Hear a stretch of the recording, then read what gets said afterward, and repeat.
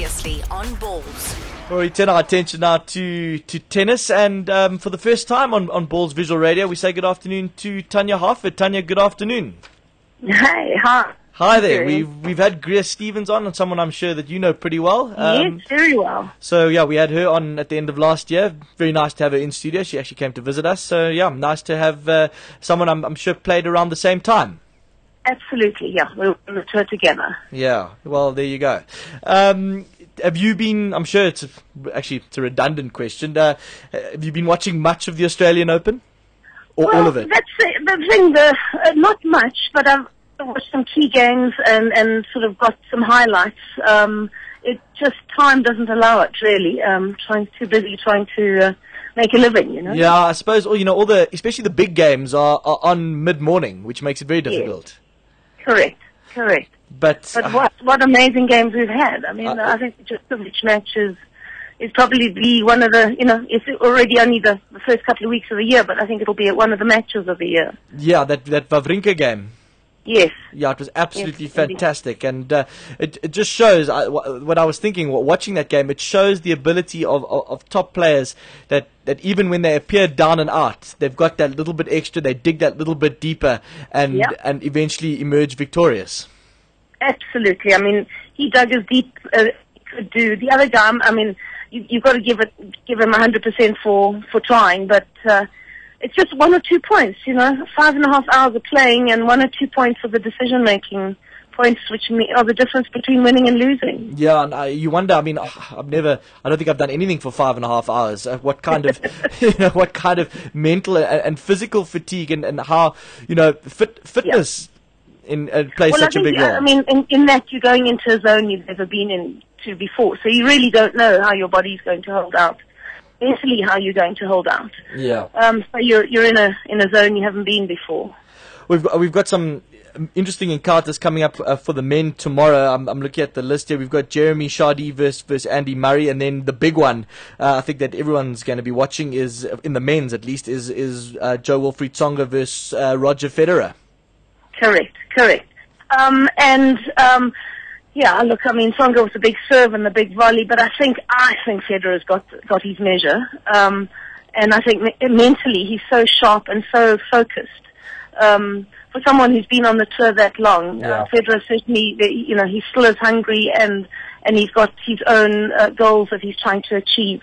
Money's gone out of the window at this point. It's all about now pride and the goals that he's wanting to achieve for himself, which I think is going into the record books in terms of the number of tournaments he's won and Grand Slam achievements.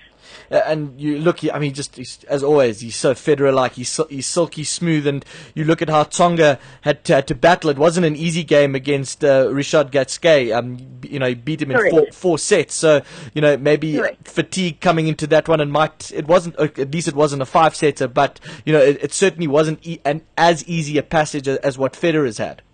Sure, and I think that's the secret to his longevity is that he has really few injuries because of his style of play, because of the ease of, his touch, which is amazing. Whereas Tsonga has to, he's a big man, he's got to move a big frame around, and I think that definitely is a battle to keep as fit and healthy all through the year. Anyone can have a good week, but it's about the year really when you look at it, look back on it. Yeah, and just if we have a look at the women that are playing tomorrow, we've got Azarenka versus Kuznetsova, and then Serena Williams versus compatriot Sloane Stephens. I know that Williams is ranked third, but I can't see anyone beating her this year. Yeah, look. I think that's a big statement for the year, but no, I'm talking about at the Australian Open. Absolutely. Look, she is playing phenomenally. I battle to understand how you can just arrive at big tournaments and be that match fit and be able to keep winning matches when you're not playing, not necessarily week in and week out. But I mean, that's why she's ranked 3, because she's not playing enough in the year to be ranked 1. Yeah. So I have a bit of an issue about that, just cherry picking the tournaments. smaller tournaments don't get to get you, and therefore you don't expose yourself or your brand to a whole group of audience and people who might want to see her. Be that as it may, let's just see, whether Sharapova or someone can dig deep enough, because only one person has to beat her, and then I think we'll see the cracks appear. Yeah. And mentally, then the girls think, there's a chance. Whereas when you're walking out on the court now, and she's just so full of it, and quite rightly so, because she's so super confident because her record's standing for herself. But if she had to I'd like to see her play a long three-setter and see if she was still there, match fit and that tight, that she could hang in there for that 3-4. I'd also like to see it, but I can't see it happening. She is so strong, and I think it's her. Yeah. It's her shift, not only her physical presence on the court, but she's just that much bigger than the rest of them. Yeah, but that never really made you a player. I mean, there's a lot more to plug around the court, but she was off for almost a year with that ankle injury or whatever the injury was. And I think in that time she got mentally hungry to win. And she was able to actually say, I really want to be a tennis player. I want to be the best that there is, which is an attitude adjustment, which is great because that's going to give you a focus as opposed to just walking on the court and playing. Yeah. So if you're playing for a purpose and if you have a clear goal, it's a lot easier to focus down on that and then be, and it makes you train harder. It's getting on every level, on the mental level, on the physical level. It makes her so much stronger. Well, you mentioned Maria Sharapova. She faces Li Na, who I thought played some fantastic tennis to beat someone that perhaps could have made the final, who she was playing great tennis, Agnieszka Radwanska.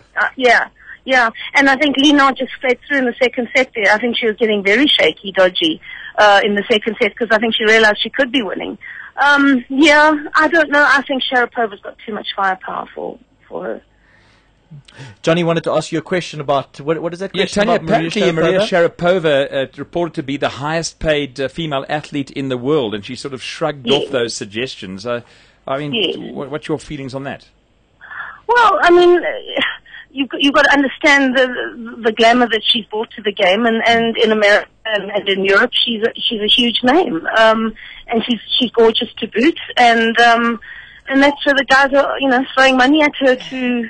That, without being ugly, she's an oil painting compared to Serena in most people's eyes, and she's a good athlete and she's a good player. I mean, Kornikova was previously the highest paid athlete, and then she didn't win a match. So Sharapova, she couldn't win a tournament. I mean, she just didn't. In the record book, she doesn't exist.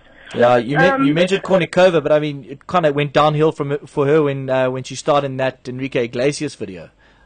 I think it had already gone down. She just never won a match, big match at tournament. I mean, I don't think she's got a tournament to her name. I think she's got a double. No, I don't think she does. Yeah. Tanya, do you rate Chanel Schippers? Do you think she's got a good future?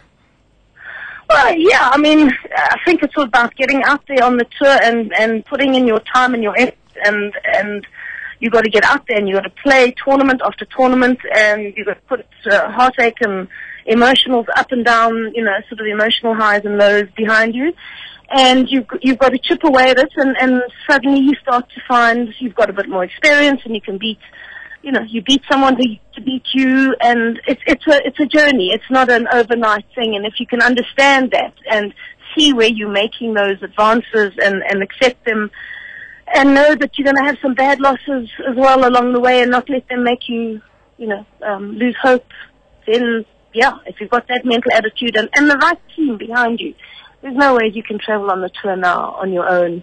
You need to have a team with you. Yeah, and someone that from a South African perspective that looks like he's starting to get it right is a pity about an operation that he's going to have to undergo, keep him out for 5 weeks. But yeah, he's Kevin Anderson. Yep.